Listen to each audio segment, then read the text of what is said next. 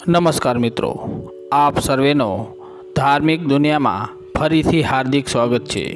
મિત્રો, આજના વિડીયોમાં અમે તમને જણાવીશું કે શ્રાદ્ધ શું હોય છે અને તે શું કામ કરવામાં આવે છે અને તેની વિધિ શું હોય છે। મિત્રો, તમને જણાવી દઈએ કે આ શ્રાદ્ધ આદિ પુરાતન કાળથી લોકો કરતા આવે છે અને આ શ્રાદ્ધ વિશે ઘણા લોકોને માહિતી છે, પરંતુ આ શ્રાદ્ધ શું કામ કરે છે તે ઘણા લોકોને ખબર નથી। તો આજે આપણે શ્રાદ્ધ વિશેની માહિતી મેળવીએ।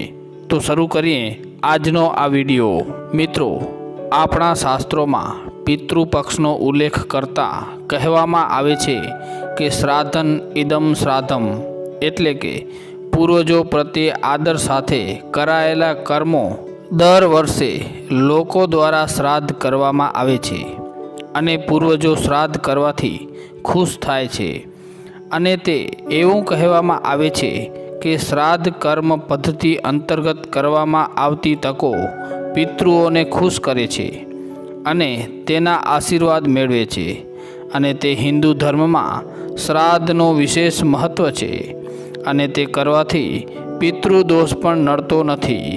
શ્રાદ્ધ શું છે તે જાણીએ। દર વર્ષે ભાદરવા મહિનાના કૃષ્ણ પક્ષમાં શ્રાદ્ધ કરવામાં આવે છે અને આ સમય દરમિયાન પૂર્વજો માટે પિંડદાન કરવામાં આવે છે। ભાદરવા માસની પૂનમથી લઈને કૃષ્ણ પક્ષની અમાવસ્યા સુધી શ્રાદ્ધ કરવામાં આવે છે। શ્રાદ્ધ 16 દિવસ સુધી ચાલે છે। શ્રાદ્ધ વિશે શાસ્ત્રોમાં એવું કહેવામાં આવ્યું છે કે આપણા પૂર્વજો પિતૃ પક્ષમાં પૃથ્વી પર આવે છે અને 16 દિવસ પૃથ્વી પર રહે છે। આ સમય દરમિયાન પિતૃ તેમના પરિવારની આસપાસ હોય છે। શ્રાદ્ધની સમાપ્તિ પછી તેઓ વિશ્વમાં પાછા જાય છે। મિત્રો, તમને જણાવી દઈએ કે પિતૃઓના શ્રાદ્ધ તેમના મગજમાં શાંતિ લાવે છે અને તેઓ સંતુષ્ટ થાય છે અને તેમના સ્થાન પર પાછા જાય છે। બીજી બાજુ, જો તમારા પૂર્વજોનું શ્રાદ્ધ યોગ્ય રીતે કરવામાં નથી આવ્યું તો તેઓ ગુસ્સે થાય છે અને જ્યારે આવું થાય છે ત્યારે તમે પૂર્વજોને દોષી ઠેરવશો। પિતૃદોષ જીવનમાં મુશ્કેલીઓનું કારણ બને છે। આ જ કારણ છે કે લોકો શ્રાદ્ધ સમયે તેમના પૂર્વજોને પ્રસન્ન કરવા માટે તેમના નામથી શ્રાદ્ધ કરે છે। મિત્રો, શ્રાદ્ધ અંગે ગરુડ પુરાણમાં લખ્યું છે કે આ કરવાથી વ્યક્તિને પૂર્વજોના દેવાથી મુક્તિ મળે છે।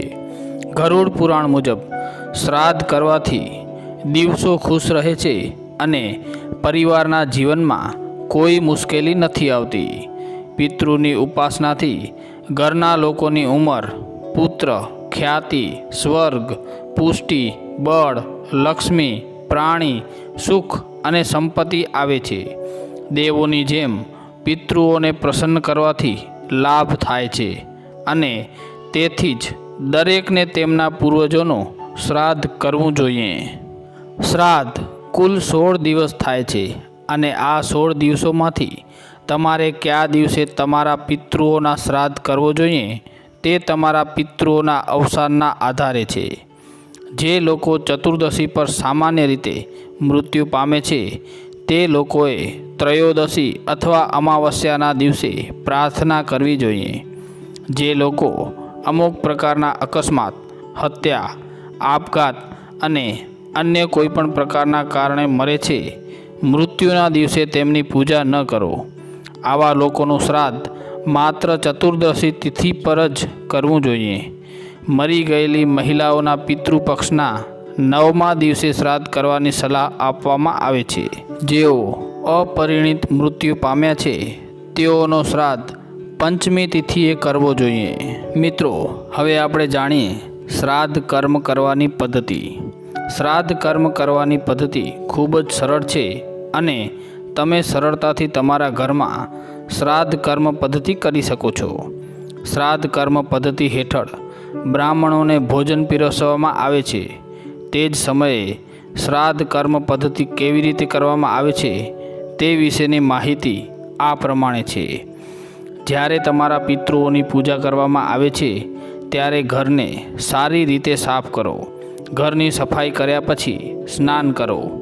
આ પછી તમારા ઘરમાં ગંગાજળ હોય તો તે છાંટો.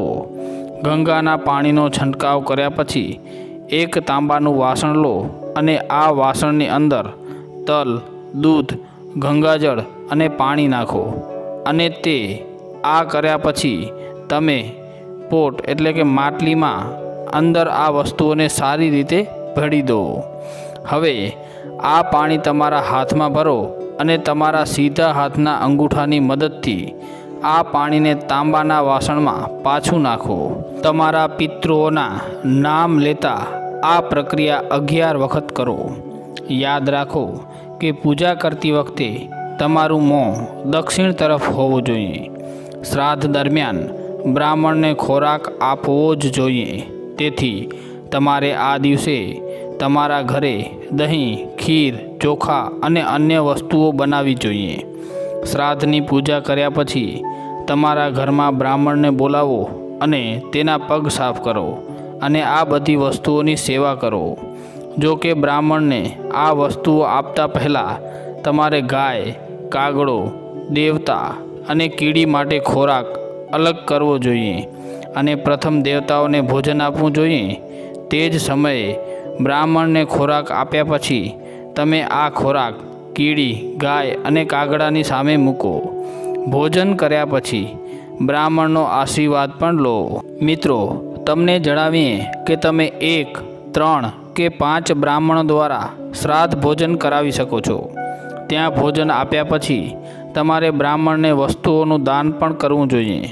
શ્રાદ્ધ દરમિયાન વસ્તુઓનું દાન કરવું ખૂબ મહત્ત્વનું માનવામાં આવે છે. તેથી ખોરાક આપ્યા પછી તમે બ્રાહ્મણને ઘી, ખાદ્ય ચીજો, કપડાં, ચાંદી, પૈસા, મીઠું વગેરેનું દાન પણ કરી શકો છો.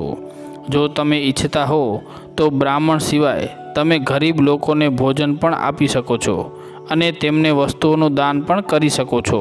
મિત્રો, મળતી માહિતી મુજબ જે લોકો શ્રાદ્ધ કર્મની પદ્ધતિ સત્યતાથી કરે છે અને બ્રાહ્મણોને ભોજન પ્રદાન કરે છે તેમના પૂર્વજો તેમનાથી ખુશ થાય છે.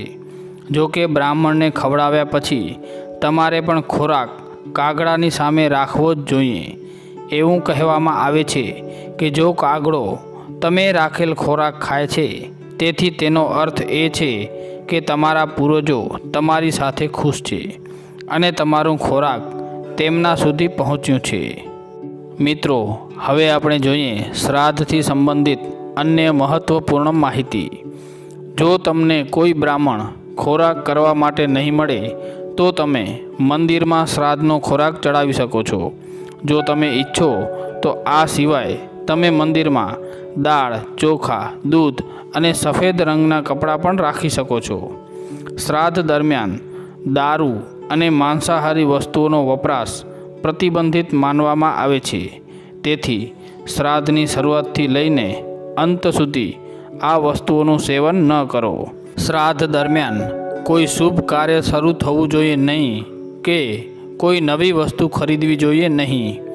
ગરીબ લોકોને શક્ય તેટલું દાન કરવું જોઈએ. જો તમે તમારા પિતૃઓનો મૃત્યુનું કારણ અથવા તારીખ ખબર ન હોય તો તમારે સર્વ પિતૃ મોક્ષ અમાવસ્યાના દિવસે શ્રાદ્ધ કરવું જોઈએ.